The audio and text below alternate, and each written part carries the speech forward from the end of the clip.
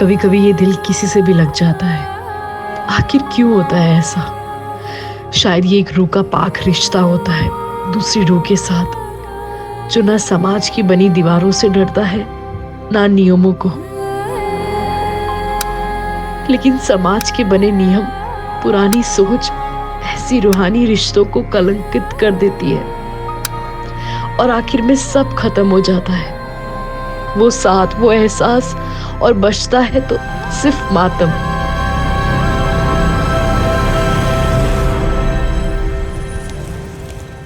अब्दुल काका। हाँ चांद बेटा। सब तैयारी हो गई है?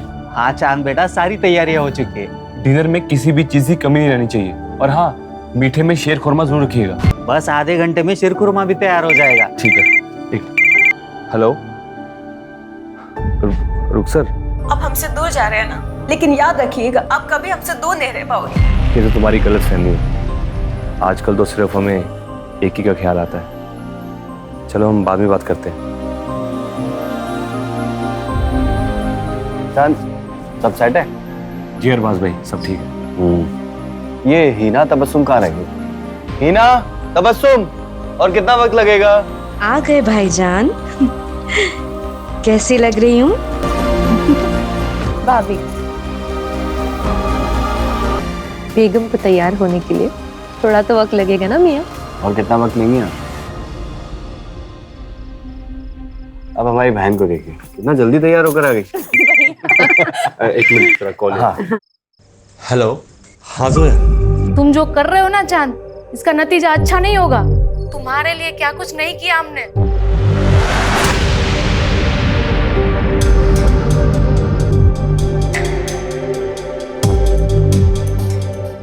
हेलो। हाँ जोया। अरे एक मिनट सांस तो ले लो। ऐसा कुछ नहीं जैसे तुम सोच रही हो। एक मिनट बाद में बात करते हैं। हेलो। हाँ डिम्पी। हम अपनी जान दे देंगे चांद, अब मुझसे बर्दाश्त नहीं होता। अरे प्लीज अब नहीं यार, फंक्शन होने में कुछ ही देर बाकी है। तुम पर भरोसा करके मैंने बहुत बड़ी गलती कर दी। अब रुको, हम बाद में बात करते हैं।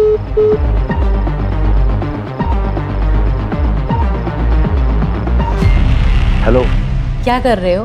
तैयार तो होगी तो एक फोटो ही भेज दो। अगर हमारे होने वाले शौहर को पता चला तो? प्लीज प्लीज प्लीज जान, एक फोटो। आपको ना थोड़ा इंतजार करना पड़ेगा।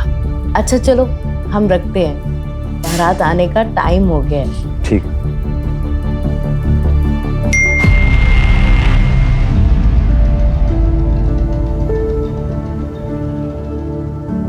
ये हो गए तैयार हमारे दूल्हे राजा।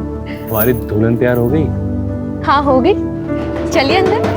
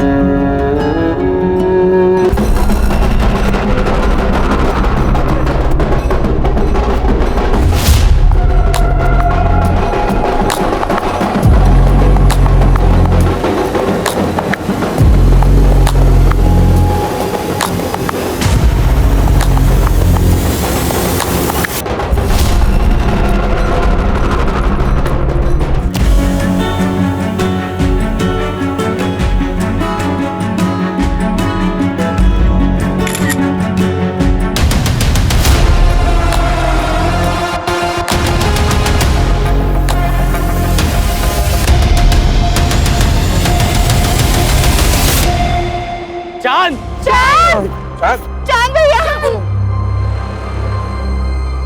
हमें क्या हुआ? क्या हुआ? भैया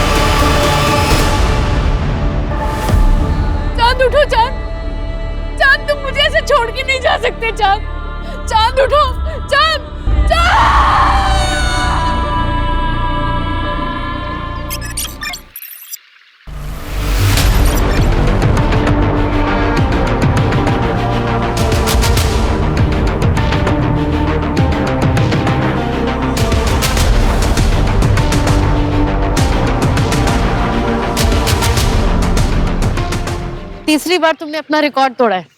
वेल डन। थोड़ा और एफर्ट डालोगे ना तो बेटर हो जाएगा। और वैसे भी ना नेशनल के लिए बेस्ट है, लेकिन एशियन गेम में मेडल लाने के लिए ना थोड़ा अच्छे से करना पड़ेगा। सही कह रही हो तुम। आप डाइट फॉलो कर रहे हो ना, जो हमने आपको बताया था?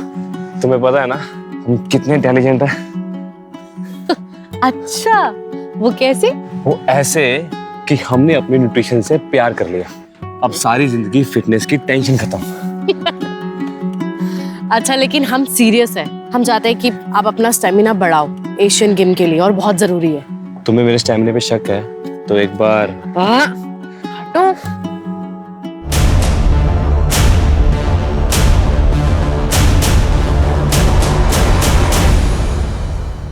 सर वो ईद की छुट्टी ली थी इसलिए हम। अच्छा, छुट्टी ली थी तो ये क्या है? सोशल मीडिया पर ये वीडियो चल रहा है। डीएसपी साहब ने ऑर्डर पर बुलाया तुमको। पुलिस ट्रेनिंग ग्राउंड पर ये सब करोगे? एक मिनट, डीएसपी साहब ने ये वीडियो कैसे देख ली? क्या सारा दिन इंटरनेट पे वो सर्फिंग करते रहते हैं? क्या कहना चाह रहे हैं? देखिए सर, हम सब अच्छे से जानते हैं, अगर आपकी कोई हमारे से प्रॉब्लम है तो खुल के बताइए। ऐसे खेल मत खेलिए। दोस्ती और दुश्मनी सब खुल के करते हैं हम। और ये मत भूलो कि हम तुम्हारे सीनियर हैं। बस इतना कह रहे हैं कि दोबारा ऐसा नहीं होना चाहिए, समझे? जा सकते हो। जी, लेकिन एक बात याद रखिएगा, आप हमें चाहे कितने भी नापसंद करते हो, ऐसे छोटे मोटे बहाने करके आप हमें सस्पेंड नहीं करा पाएंगे। कुछ बड़ा ढूंढ के आइएगा।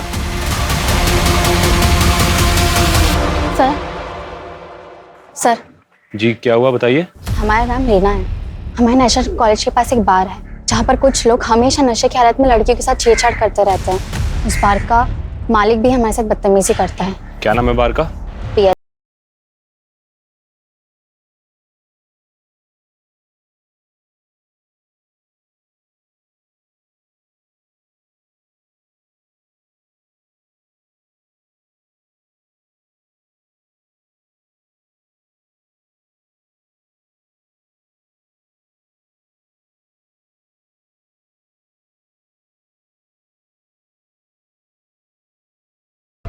इस बोतल का दाम क्या तेरा बाप भरेगा?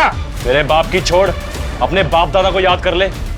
वर्दी की आखड़ दिखा रहा है। तू जानता नहीं है हमको। कुछ दिन अंदर रहेगा ना तो अच्छे से जान पहचान हो जाएगी। यहाँ बार खोलकर गुंडागर्दी करता है, लड़कियां छेड़ता है। चल बाहर।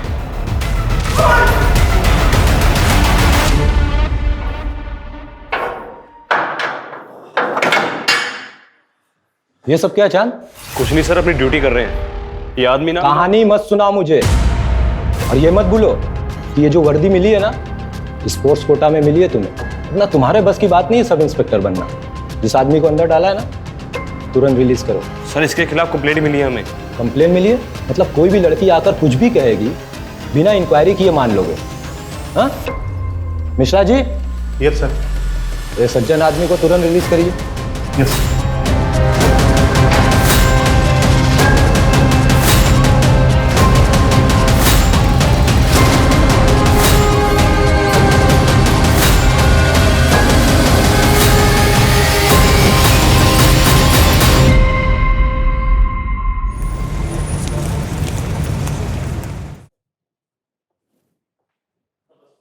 चलिए, निकलिए मेरे घर से। आपकी हिम्मत कैसे हुई यहाँ आने की? हाँ, निकलिए। तबस्सुम, मैंने आपसे कितनी दफा कहा है, मुझे नहीं आना आपके साथ घर वापस। मानते हैं हमसे गलती हुई, लेकिन नाराजगी छोड़ो और हमारे साथ चलो। कब तक ये मायके में पड़ी रहोगी? मतलब वो यहाँ पड़ी नहीं है, तबस्सुम का भी घर है ये। चांद, वाह, अपने ही बहनोई की गिरबान पर हाथ डाला। शर्म, हया, तहजीब सब भूल गए। ये भी भूल गए कि अपनी बहन के शौहर से किस तरह से बात करती। इससे तो मेरा अब ये जूता बात करेगा। ये अगर तू नवाब के खानदान का है तो हम भी कोई सड़क से उठकर नहीं आए। हमारे अब्बू अमीमानंद के कालीन के सबसे बड़े व्यापारी हैं। रही बात तबस्सुम की, तो आज नहीं तो कल हम इसे लेकर जाएंगे।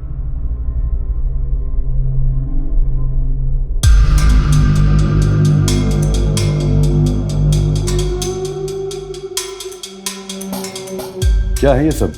तुम्हें इस बात का अंदाजा भी है कि हम नवाबों के खानदान से हैं? हमने ख्वाब में भी नहीं सोचा था कि हमें इस तरह की बेहूदगी देखने को मिलेगी कभी। वो लड़की न तो हमारी कौम की है और ना ही हमारी बराबरी की है। ये रिश्ता तो हरगिज नहीं हो सकता। निकाह तो हम नैना से ही करेंगे। फिर तो हमारी लाश पर से गुजर कर करना होगा तुम्हें ये निकाह। अब्बा, बुरा ना मानिएगा, पर आज दुनिया बहुत आगे बढ़ चुकी है और हमें चांद को अपने फैसले लेने का हक देना चाहिए।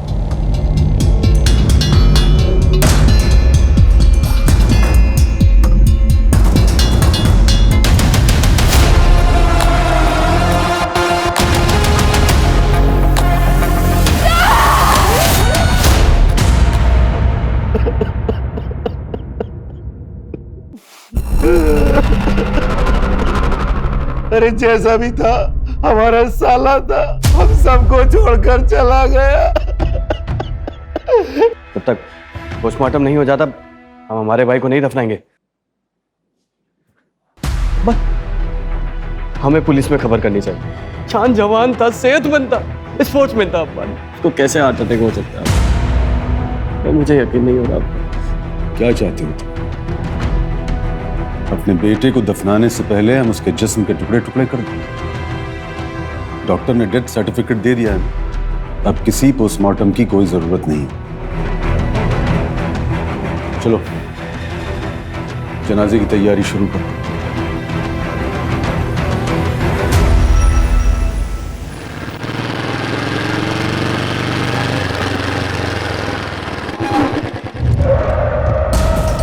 ए, कौन हो तुम लोग? क्या कर?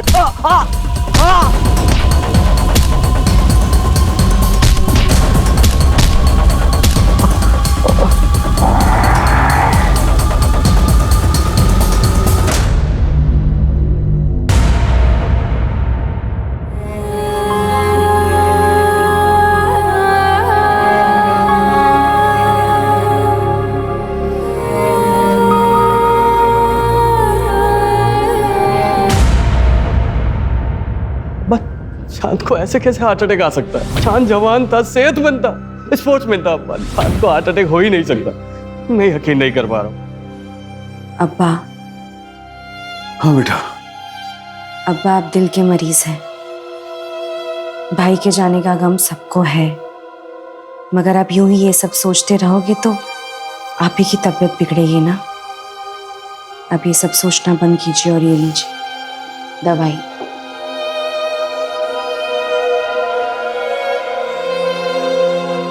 आपको आपकी तबीयत का ख्याल रखना है।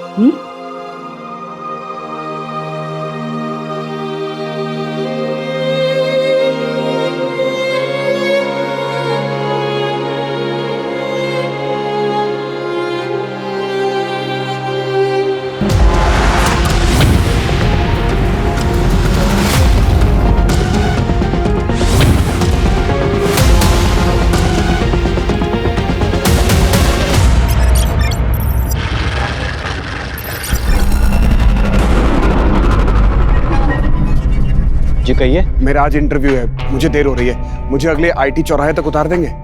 आइए बैठिए।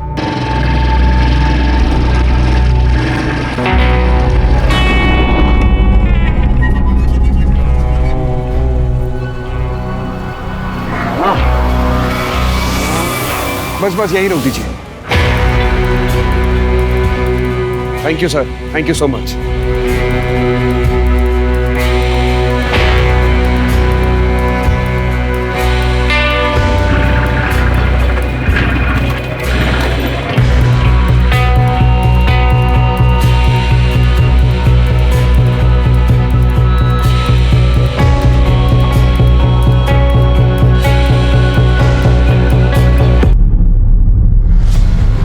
जल्दी आओ, यहाँ कोई गिर पड़ा है। भाई साहब क्या हुआ आपको? उस आदमी ने कुछ चुभाया। कौन आदमी? क्या हो गया इसको? ये बोल रहा है किसी ने कुछ चुभोया है इसे। ऐसे मुंह देखता रहेगा, इसको अस्पताल भी लेके चले। डॉक्टर डॉक्टर डॉक्टर, देखो ना इसे क्या हो गया।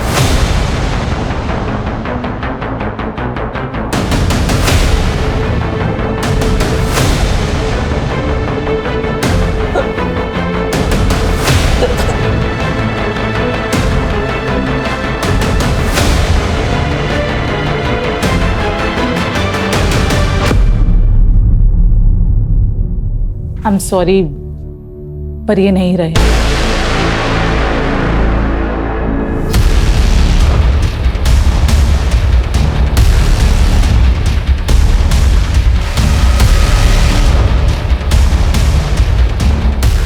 इनको किसने बुलाया?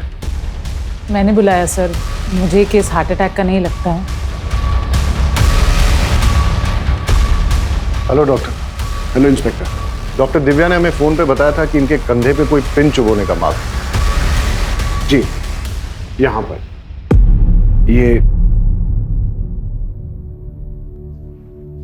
कौन लेके आया इनको? हमारे खेत के पास बेहोश था तो हम ले आए। सर, ये इनका वॉलेट है।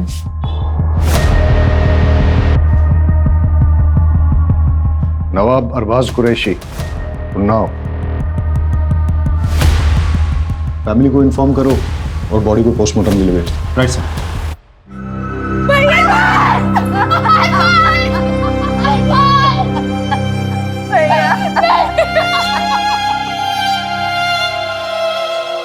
हम नवाबों के खानदान से हैं। पूरे उन्नाव में हमारी शान थी, लेकिन एक झटके में हमारा पूरा कुनबा बिखर गया। पहले छोटा बेटा चांद और अब अरबाज। हमारे अरबाज चांद से बेहद मोहब्बत करते थे। उन्हें यकीन ही नहीं हो रहा था कि चांद को हार्ट अटैक कैसे आ सकता है। अरबाज को ऐसा क्यों लगता था कि चांद की मौत हार्ट अटैक से नहीं हुई है? शायद वो अपने भाई की मौत के सदमे में था। उसकी किसी के साथ कोई लड़ाई हुई थी या दुश्मनी थी? नहीं। मैं बड़े भाई अरबाज के बारे में पूछ रहा था। जी नहीं थी। वो लखनऊ में क्या कर रहा था? उन्नाव में हमारी सीमेंट की फैक्ट्री है और लखनऊ में उनके क्लाइंट्स। शायद उसी सिलसिले में आया होगा। इंस्पेक्टर साहब, हमको लगता है कि हमारे अरबाज का जरूर कोई दुश्मन होगा, क्योंकि जब कुछ दिन पहले वो घर पे आए थे ना, तो किसी ने उन्हें बहुत मारा था।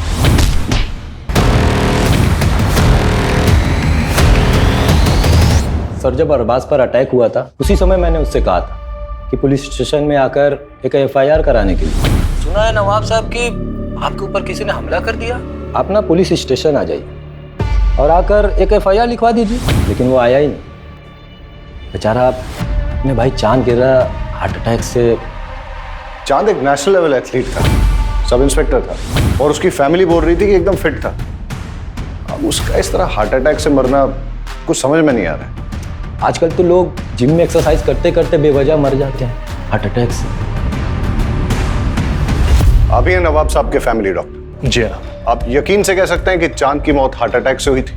नवाब साहब के घराने की फैमिली हिस्ट्री में दिल की बीमारी है। चांद, अरबाज, उससे पहले उनकी माँ भी 2 साल पहले हार्ट अटैक से मरी थी। ठीक है, आप जा सकते हैं। ठीक है। अर्जुन साहब, चांद के पोस्टमार्टम के साथ साथ उसका टॉक्सिकोलॉजी टेस्ट भी करवा और पता करो ये अरबाज के साथ मारपीट किसने की थी।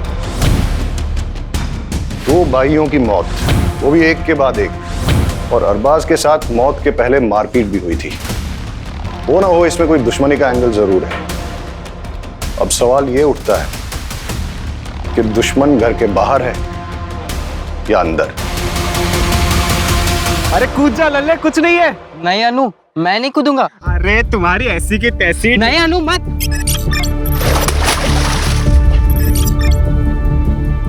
अरे नौटंकी बाज।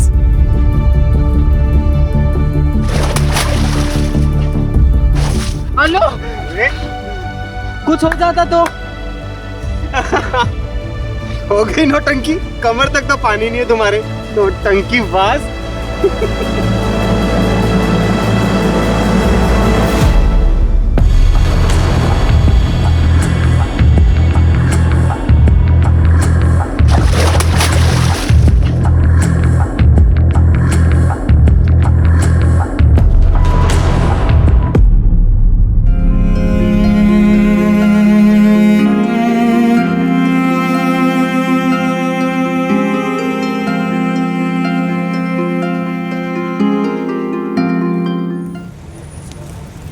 बहुत प्यार करते थे वो हमसे, लेकिन गुस्से वाले भी थे। हम उन्नाव पुलिस वालों को कह कह के थक गए थे कि चांद को हार्ट अटैक नहीं आ सकता है। हम खुद पेशे से न्यूट्रिशनिस्ट हैं। उनके खाने पीने में कड़ी निगरानी रखते थे हम। अभी अभी आपने बताया कि वो व्यवहार से थोड़े गुस्सैल थे। तो उनकी किसी के साथ कोई अनबन जिसके बारे में आप जानती हैं? शायद हमारी शादी, हम दोनों अलग अलग धर्म के थे और इस शादी के खिलाफ बहुत से लोग थे। मेरे कुछ घर वाले और चांद के कुछ जानने वाले लोग। ऑनलाइन तो हमारे रिश्ते का मजाक भी बना था। ये देखिए,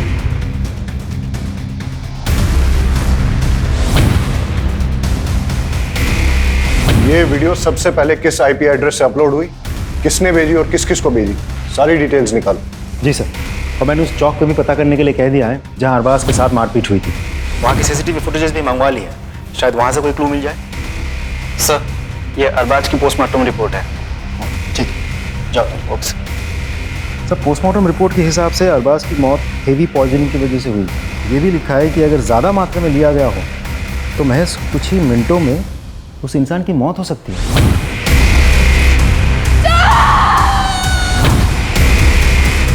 पता करो ये जहर कहाँ से प्रोक्योर किया जा सकता है। और हाँ, अगर अरबाज की मौत जहर देने से हुई है तो हो सकता है कि चांद को भी ऐसे ही मारा गया। अर्जुन, चांद हमारे डिपार्टमेंट का ऑफिसर था, उसके कातिलों को छोड़ेंगे नहीं। लेकिन सर, हम पता कैसे करेंगे? चांद का पोस्टमार्टम नहीं हुआ था, उसकी बॉडी को दफना दिया गया था। कोर्ट से उसकी बॉडी को निकालने का परमिशन लेते हैं, उसे इंसाफ दिलाने का यही एक तरीका है। सर, लल्ले पागल है क्या कर रहा है तू? ये अनु, मुझे माफ कर दे अनु। माफ कर दे? क्या है तूने? मेरी एक गलती की वजह से हमारी दोस्ती टूट गई। वो इतनी छोटी सी बात के लिए लल्ले तू हमारे बचपन का प्यार, बचपन की दोस्ती सब भूल जाएगा? बेवकूफ इंसान, इधर आ।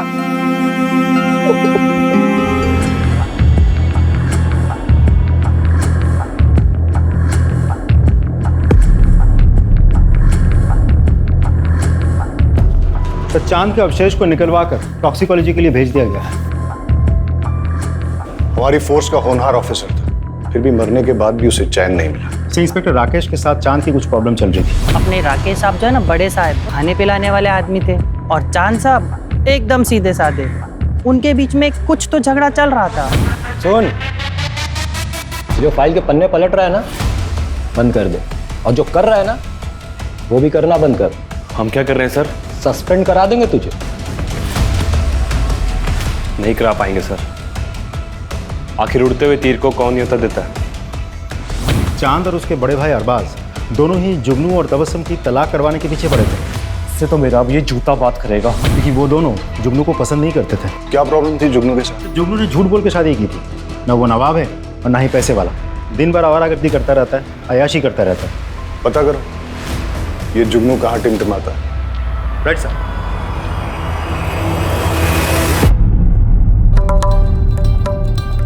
निम्मो भाई, आज ऐसा मुजरा करना कि घर जाने के बाद भी तुम्हारा खुमार ना उतरे।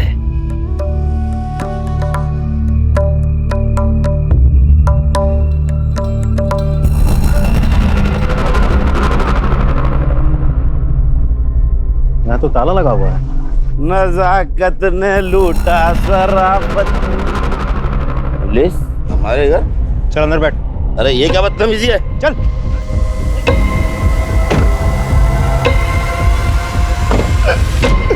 जनाब, हमने कुछ नहीं किया है, बस हमें हमारी बेगम हमारे घर में चाहिए। हम उनसे बहुत मोहब्बत करते हैं। दोनों भाई तेरे खिलाफ थे। चांद जो कि पुलिस ऑफिसर था, पहले तूने उसको मार दिया, और साथ ही साथ नवाब साहब की प्रॉपर्टी का एक हकदार कम कर दिया, और फिर मौका मिलने पर उसके बड़े भाई अरबाज को भी रास्ते से हटा दिया तूने। तो तेरा तलाक भी नहीं हो सकता तबस्सुम से। अब तू जिंदगी भर नवाब की हवेली में थोड़ी शराब, थोड़ी कबाब, थोड़ी उर्दू, थोड़ी नमाज़त नहीं करता रहेगा। लाहौर में लकूवत, हम उनका खून कैसे कर सकते हैं साहब? तो चांद की पोस्टमार्टम रिपोर्ट आ गई है, उसे भी वही जहर दिया गया है जो अरबाज को दिया गया था। मतलब दोनों भाइयों की मौत एक ही तरह से हुई है, यानी कि कातिल एक ही है और उसका मोटिव भी एक ही है। दोनों भाइयों की मौत से सबसे ज्यादा फायदा किसको हो सकता है? सर, मुझे तो लगता है हमें जुगनू पर नजर रखनी चाहिए। रखो। और कुछ पता चला? सर, हम अरबाज के कॉल रिकॉर्ड चेक कर रहे थे, पता चला कि वो एक सीबीआई ऑफिसर के साथ टच में था। नाम है सदानंद भोसले। अच्छा, भोसले साहब से अपॉइंटमेंट लो, मिलते हैं। चल। तुम्हारे सोशल मीडिया का पेज नैना और चांद के खिलाफ हेट स्पीच से भरा है। क्यों भाई, क्यों किया ऐसा? सर मैंने लिखा और वो वीडियो भी वायरल की। इसमें क्या गलत किया सर? नैना मेरी कजन है।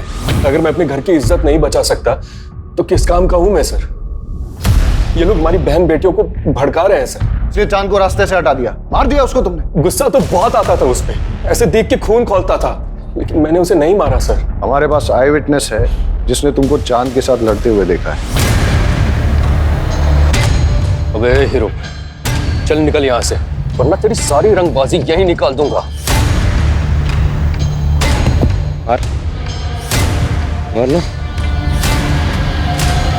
शांत, छोड़ो से। क्या कर रहे हो तुम लोग यहाँ? मुझे ना यहाँ पे कोई तमाशा नहीं चाहिए। बैठो।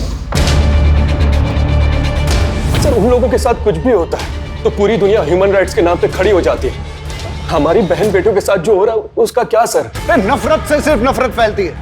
एक पुलिस ऑफिसर था वो जो देश के लिए मेडल लाने की कोशिश कर रहा था, मार दिया तुमने उसको, और फिर उसके मर्डर को छुपाने के लिए उसके भाई को भी मार दिया।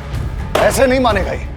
तुम्हें क्या लगता है एक पुलिस ऑफिसर का मर्डर हो जाएगा और पुलिस हाथ पे हाथ धरी बैठेगी?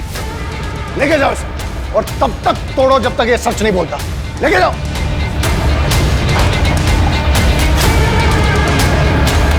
सर, खबरों से पता चला है कि अरबाज के मौत से पहले उसके साथ जो मारपीट हुई थी वो बबलू के आदमियों ने की थी। उठा के लाओ बबलू को। साहब हमने अरबाज सबको मारा था साहब, लेकिन उसने हमें पैसे दिए थे साहब मारने के। उसने किसने? जुगनू मियां ने साहब। अरबाज को पिटवाया तूने? साहब मैं बहुत गुस्से में था साहब। जब मैं चांद के जनाजे में गया तो अरबाज ने मेरे साथ बदतमीजी की। या अल्लाह, हमारे भाई की जान के बदले हमें उठा लिया होता। बस कर ये नाटक। हमारे भाई के जनाजे पे बैठ के ये घड़ियाली आंसू मत बहा। यहाँ पे निकल जाए, यहाँ से निकल, उठ और चला जाए यहाँ से। मुझे धक्के मारकर हवेली के बाहर निकाल दिया। बस इसी बात पे गुस्सा था, लेकिन इसका मतलब ये तो नहीं कि मैंने किसी को मारा है। एक पुलिस ऑफिसर का मर्डर हुआ है, इसे डंडे मार के तब तक मुजरा करवाओ जब तक ये सच नहीं बोलता। लेके जाओ। साहब sir, CBI officer Sadanand Bhosle के साथ मीटिंग फिक्स हो गई है।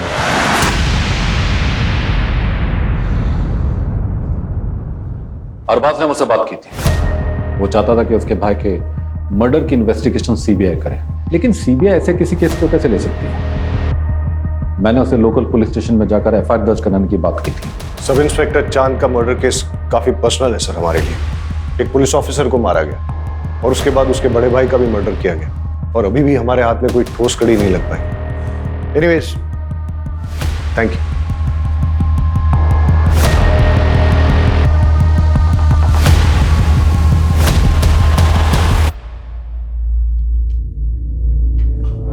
अवस्थी साहब थोड़ा ध्यान रखिएगा। उस मर्डर केस की पुलिस जोर शोर से जांच कर रही है, कहीं बुझती हुई चिंगारी सुलगती हुई आग ना बन जाए। केस के लिए जरूरी है इसलिए तुमसे पूछ रहा हूं, क्या तुम्हारे और चांद के बीच में फिजिकल रिलेशंस थे?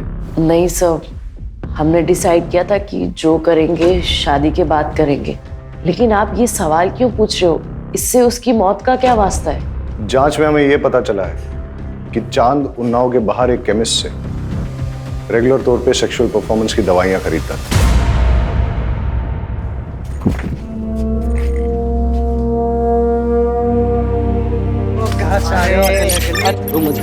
हमसे भी तो बात कर रहे हो। क्या कर रहे हो? अरे ये तो पहनना भूल ही गए, इधर आओ। अरे इधर आओ।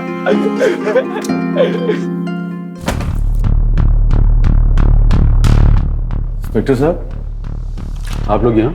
आपकी हवेली की तलाशी लेनी। सर्च वारंट है हमारे पास। अर्जुन सर, सर्च करो।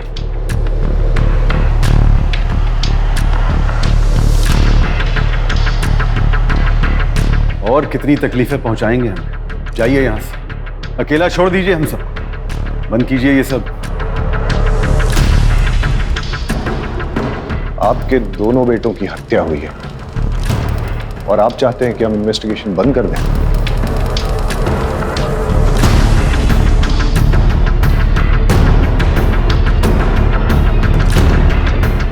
सर, चांद के कमरे से ये मोबाइल और ये फाइल मिली।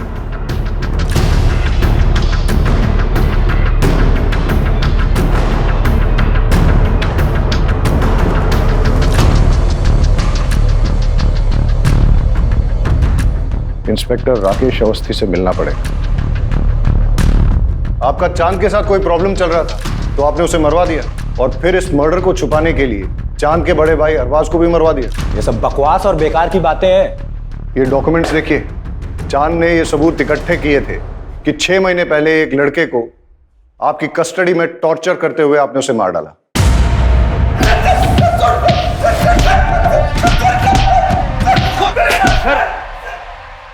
सर क्या कर रहे हैं? अगर इसका लाइसेंस एक्सपायर है तो कैसे जान से मार देंगे? तुम मेरे बीच में टांग अड़ाना बंद कर, निकल यहां से। मैंने कहा निकल यहां से।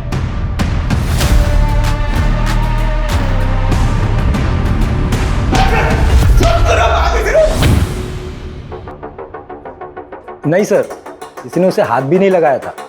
नॉर्मल पूछताछ के दौरान उसका अपेंडिक्स बस्ट हो गया और सेप्टिसेमिया की वजह से उसकी मौत हो गई।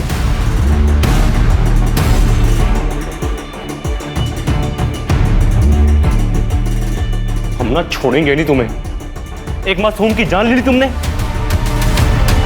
तुम्हारा असली चेहरा ना सबके सामने लेकर आएंगे, ये हमारा तुमसे वादा है। हम आपसे बहुत इज्जत से पेश आ रहे हैं, तो ये मत भूलिएगा कि हम आपके बराबर के ऑफिसर हैं। सीमा लांगी या लांगने की कोशिश की तो बात डीएसपी तक जाएगी।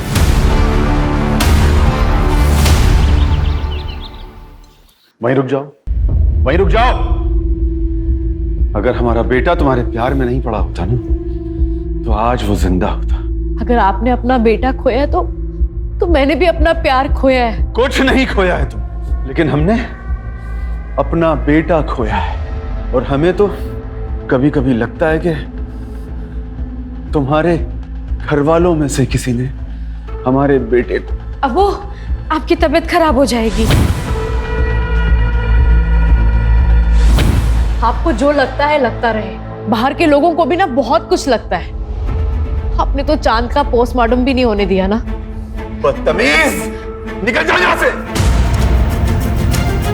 अब्बू संभालो, अब्बू संभालो अपने आप को। अब्बू अब्बू। आज के बाद कभी भी मेरी बेटी के आसपास भी दिखाई दिया ना, तो जान से मरवा दूंगा। रिद्धि से प्यार करते हैं हम, आपको जो करना है वो करिए।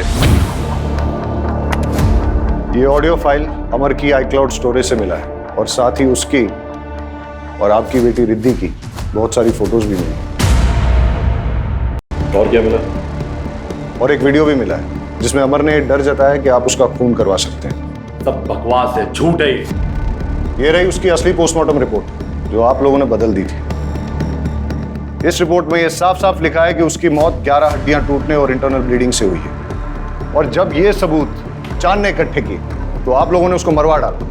और जब अरबाज चांद के मर्डर की सीबीआई इंक्वायरी चाहता था तो उसको भी खत्म करवा दिया आपने। फिलहाल इतने सबूत काफी हैं आप लोगों को अंदर करने के लिए, और बाकी आपका जुर्म हम कोर्ट में साबित करेंगे। चांद और अरबाज का खून हमने नहीं किया है। आपको यकीन नहीं है तो आप उनके वालिद नवाब साहब से पूछिए कि उन्होंने चांद का पोस्टमार्टम क्यों नहीं होने दिया।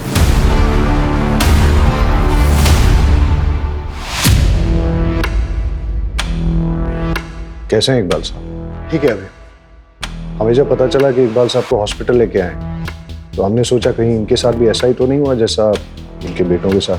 नहीं सर, नवाब साहब को सिर्फ दिल की बीमारी है। नहीं, उनकी जो लेटेस्ट रिपोर्ट्स आई है उसके हिसाब से लग रहा है कि बहुत दिनों से उन्होंने अपनी दवाई नहीं ली। मगर अब्बा तो उनकी दवाई हमेशा वक्त पर लेते थे और हम हमेशा उनकी दवाई अपने साथ ही कैरी करते थे। वक्त पे वक्त अगर जरूरत पड़ गई तो आप हमें 2 मिनट दीजिए, हम लेकर आते हैं।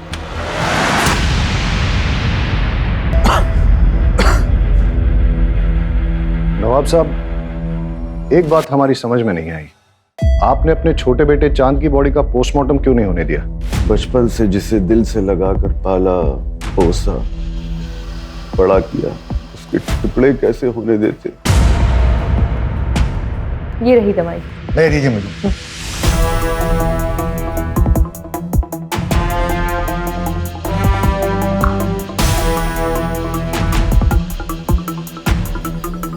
सर ये तो शुगर है, चीनी है ये। कौन देता था इन्हें दवाई?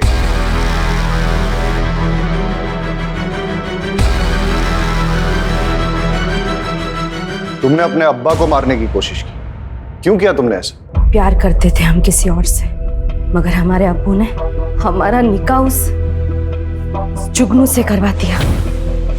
नवाबी चोला ओढ़ एक जालिम और जिद्दी इंसान है मेरे अब्बू। और तुम्हारे भाई? उन्होंने भी नहीं रोका इंस्पेक्टर साहब मेरे अब्बू को। चांद भैया ने खुद के निकाह के वक्त तो किसी की भी नहीं सुनी, मगर मेरे निकाह के वक्त उनके मुंह में दही जम गया था। नफरत हो गई थी हमें उन सब से। अच्छा हुआ दोनों मर गए, काश मेरे अब्बू भी मर जाते। मर गए या तुमने मरवा दिया? नहीं इंस्पेक्टर साहब, चाहने में और करने में फर्क होता है। हमें नफरत जरूर थी मगर हमने नहीं मारा उन्हें, सच्ची।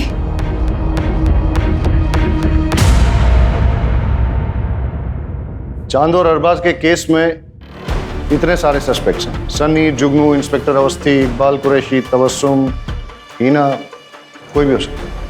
लेकिन सर अभी भी समझ में नहीं आ रहा है कि चांद और उसके बड़े भाई अरबाज को मार कौन सकता है? इनमें से कोई भी हो सकता है, या फिर नैना, क्योंकि जो जितना भोला भाला दिखता है वो उतना ही शातिर भी हो सकता है। एक काम करो अर्जुन, चांद और अरबाज के केस में ये जितने भी सारे सस्पेक्ट्स, सबकी डिटेल्स फिर से निकालो, छोटी से छोटी चीज भी चेक करो। कुछ तो है जो हमसे छूट रहा है। सर बस एक कड़ी हाथ में आ जाए तो सारे पेज खुल जाएंगे। सर बाकी सब तो क्लीन है, लेकिन एक इंटरेस्टिंग बात सामने आई है। पिछले 2 साल में हिना ने अपने बैंक अकाउंट से कोई ट्रांजैक्शन नहीं किया था, लेकिन अरबाज के मौत से 2 दिन पहले हिना के पिता ने उसके अकाउंट में 10 लाख रुपए ट्रांसफर किए थे, और अरबाज के मौत के 10 दिन बाद हिना ने वही 10 लाख रुपए कैश में विड्रॉ किए थे। जी हमने डाले थे पैसे, हिना को पैसों की जरूरत थी। अरबाज के बिजनेस में काफी नुकसान हो गया है, इसीलिए कुछ पैसे की जरूरत थी। कितने पैसे बेटा? करीबन 50 लाख के आसपास। आपने वो 50 लाख रुपए शौहर को बचाने के लिए इस्तेमाल किए या शौहर को प्रॉब्लम में डालने के लिए? मतलब अरबाज के मरने के 10 दिन के बाद आपने वो सारे पैसे निकाल लिए कैश में, क्यों और किस लिए? घर में जरूरत थी इसलिए। हमने नवाब साहब से भी बात की और तबस्सुम से भी। आपने घर पे न तो वो पैसे किसी को दिए हैं और ना ही घर के खर्च के लिए इस्तेमाल किए। कहाँ इस्तेमाल किए वो 50 लाख? सुना है आपने अपने पर्सनल क्लिनिक के लिए नए इक्विपमेंट खरीदे। हाँ तो सर इसमें क्या क्राइम हो गया? ये क्राइम तो नहीं है, लेकिन ये 50 लाख रुपए आपके पास आए कहाँ से? मेरे पैसे हैं, मैंने जमा किए थे। चलिए वो छोड़िए, ये बताइए, आप तो लखनऊ में प्रैक्टिस करते हैं, तो फिर आप जिस दिन चांद की मौत हुई उस दिन उन्नाव में क्या कर रहे थे? जिस ऑटो में आप बैठ के गए थे और आपने जो उसको ऑनलाइन पैसे ट्रांसफर किए थे भाड़े के तौर पे, उसका रिकॉर्ड भी है हमारे पास। और उस ऑटो वाले ने हमें ये बताया कि आप ऑटो में वेट कर रहे थे, जब चांद की बारात आई तभी आपने उसे छोड़ा। हम उस जहर तक भी पहुंच गए जो आपने लैब टेक्नीशियन संतोष सिंह से खरीदा और जिस जहर को आपने चांद और अरबाज में इंजेक्ट किया। डॉक्टर साहब अब तो सच बोल दो। मैंने दोनों का फोन किया।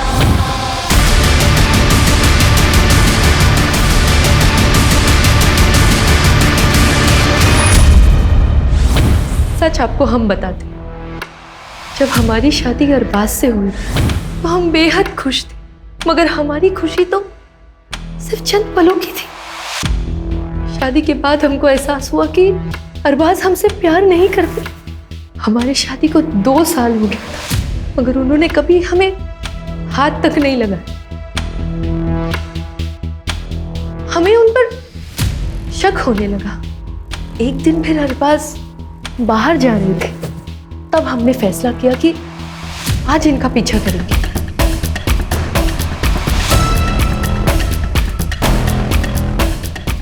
अरे लल्ले, आज तुम हमसे मिलने आए हो? हमने देखा कि हमारे शौहर एक मर्द के साथ मोहब्बत कर रहे थे। पागल है क्या तू? मरना है तुमको? आई लव यू टू लल्ले। जब तुमने मुझे एकदम से किस कर लिया था तो मैं घबरा गया था। मैं अपने आप को एक्सेप्ट नहीं कर पा रहा था मैं। पर सच बात तो यह है कि आई लव यू टू।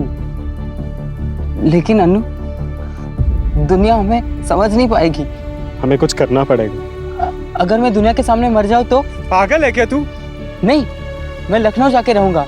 तुम आते रहना मुझे मिलने के लिए, किसी को कुछ नहीं पता चलेगा। जब हमने अरबाज से कन्फ्रंट किया तो उन्होंने हमें थप्पड़ मारा। हम पूरी तरह से टूट गए थे।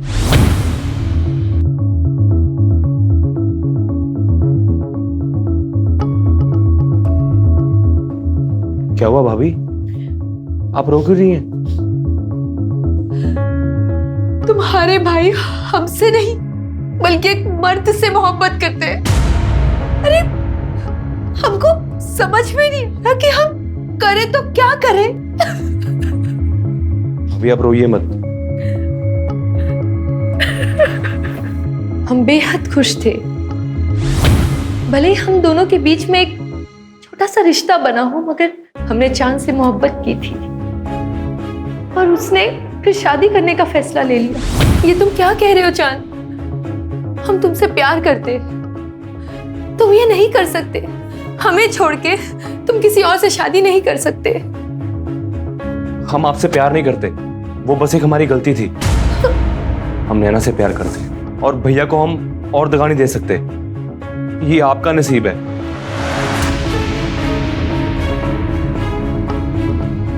एक भाई ने हमें तन्हा कर दिया और दूसरे ने हमारा प्यार किसी और को उठा कर दे दिया। ये देखकर हमारी इतनी ठेस पहुंची कि हमारा दिल पत्थर का बन गया साहब। जब एक इंसान का दिल पत्थर का बन जाता है ना, तो इससे कोई फर्क नहीं पड़ता। हमें रत्ती भर भी अफसोस नहीं हुआ ये फैसला लेते हुए कि अब हम इन दोनों को मार देंगे। ऊपर वाला आपको दोनों जहां की खुशियां अता फरमाए।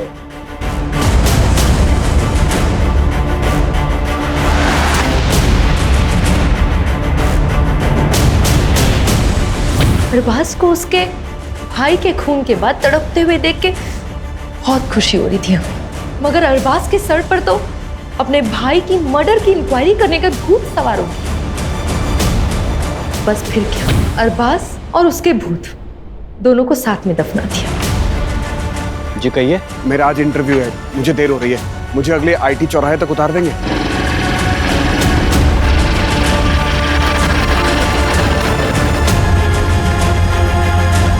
हाँ, बस यही रोक दीजिए। Thank you sir, thank you so much. मैं उस दिन जानबूझकर हॉस्पिटल देर से पहुंचा। अगर हॉस्पिटल में मेरी आरएमओ डॉक्टर दिव्या ने अरबाज के कंधे पर निडल का घाव और वो खून की बूंद नहीं देखी होती तो अरबाज की मौत भी हार्ट अटैक ही साबित होती। मासूमों का बहाया हुआ खून कभी भी खामोश नहीं रहता। एक एक खून की बूंद गवाही देती है। अब जिंदगी भर जेल की चारदीवारी के बीच बैठकर सोचना किसका गुनाह बढ़ा।